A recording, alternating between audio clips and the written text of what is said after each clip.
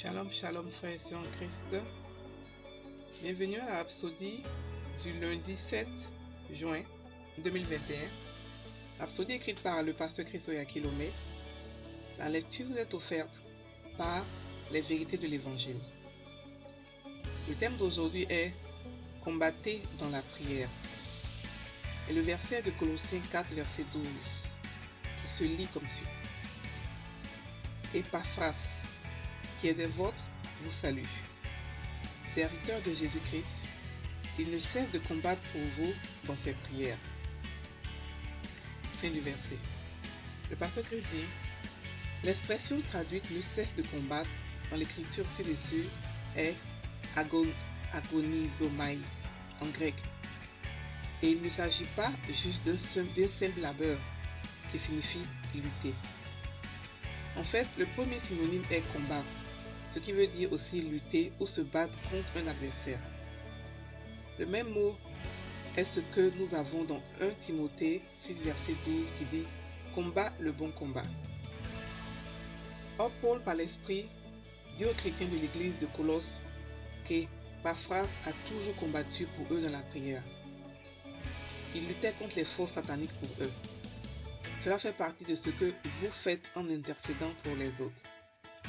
2 Corinthiens 4, verset 3 à 5 dit « Si votre évangile est encore voilé, il est voilé pour ceux qui périssent, pour les incrédules dont le Dieu de ce siècle a aveuglé l'intelligence, afin qu'ils ne visent pas briller la splendeur de l'évangile de la gloire de Christ, qui est l'image de Dieu. » Fin du verset. Ici nous voyons pourquoi nous devons prier pour les âmes des hommes.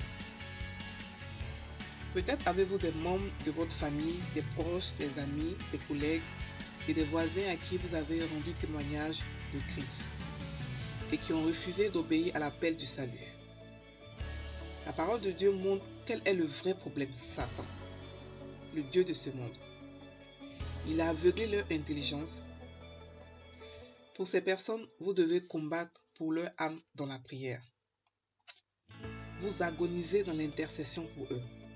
Vous déclarez au nom du Seigneur Jésus, mauvais esprit des ténèbres qui a aveuglé leur intelligence, je brise ton influence sur leur vie. Mais vous voyez, vous ne vous arrêtez pas là, vous continuez dans l'intercession. C'est ce qu'on appelle triompher dans la prière.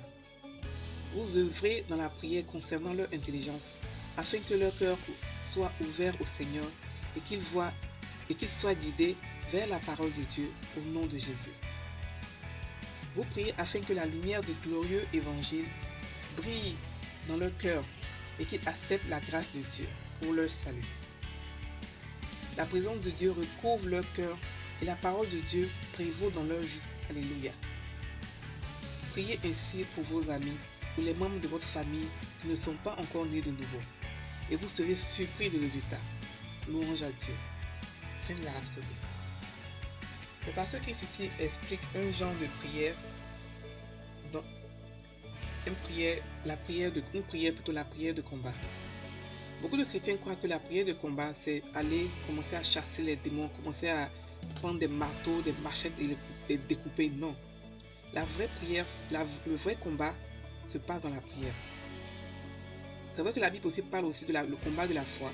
C'est-à-dire qu'il y a des difficultés qui arrivent, des situations qui arrivent, et vous prenez la foi pour pouvoir les surpasser, pour pouvoir les surmonter. Mais il y a un autre combat aussi qui est là, le combat de la prière, dans la prière. Et c'est souvent dans l'intercession qu'on prie, quand on fait des combats. Il y a plusieurs types de prières. Un des types de prières qui est une prière de combat est l'intercession. Il y a aussi la prière d'accord, qui est aussi une prière de combat. Mais dans ce cas, aujourd'hui, on parle de la prière d'intercession, qui est une prière de combat. Le pasteur explique ici que lorsque vous partez évangéliser les gens, des personnes, même vos familles, vos amis, et qui n'ont pas reçu Jésus, ça veut dire que le problème c'est que c'est Satan. Ce n'est pas un autre problème. Parce que ce que vous pouvez faire, c'est d'aller combattre pour eux dans la prière. Ne dites pas, ah, celui-là, je lui ai parlé de Dieu, il a refusé. Oh, ceux-là, mais sont incrédules. On leur parle de Dieu, les païens comme ça. Non. Un chrétien ne parle pas comme ça. Un chrétien parle avec beaucoup d'amour et beaucoup de compassion dans son cœur. Donc, ce que vous pouvez faire, c'est aller dans le combat, dans le secret, et puis prier pour eux. Combattez pour eux, pour arracher leur âme. Il a même donné un exemple de prière qu'on peut faire pour eux. Dans la prière, il a dit: au nom du Seigneur Jésus, mauvais esprit des ténèbres qui a aveuglé leur intelligence, je brise ton influence sur leur vie. Et il a dit, vous priez afin que leur cœur soit ouvert au Seigneur, qu'ils soient guidés vers la parole de Dieu au nom de Jésus, afin que la lumière du glorieux évangile brille dans leur cœur et qu'ils acceptent la grâce de Dieu pour leur salut. Que la présence de Dieu recouvre leur cœur et la parole de Dieu prévaut dans leur vie.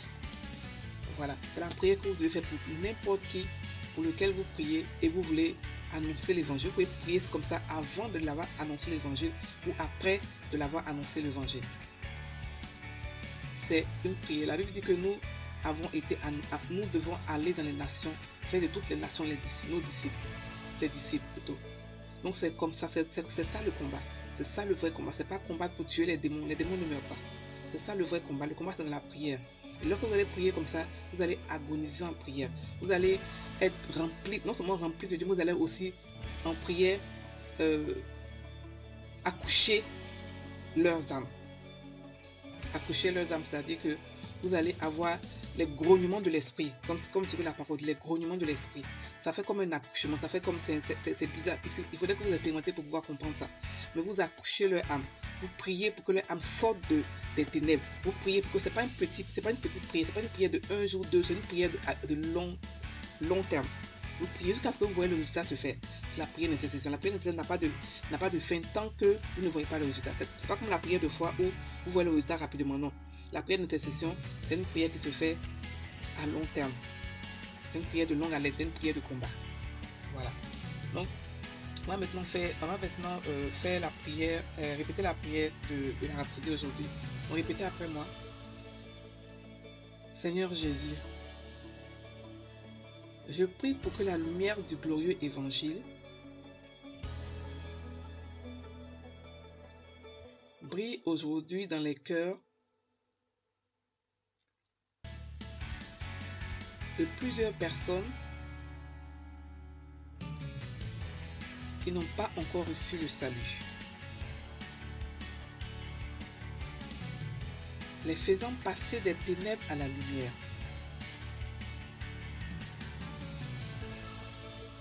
Et de la puissance de Satan à Dieu. Au nom du Seigneur Jésus. Amen. Passez une très bonne journée. Soyez bénis.